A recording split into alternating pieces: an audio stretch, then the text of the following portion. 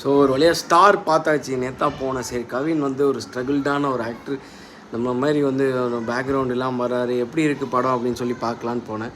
First ஆரம்பிக்கும்போது ஒரு சின்ன பையன்கிட்டேருந்து ஆரம்பிக்கிறது. ஆள் வேறு இருக்கார். சரி அவன் ஆக்டராக தயார் பண்ணுறாரு, தன்னால் முடியலைன்னா பையனை தயார் பண்ணுறாரு.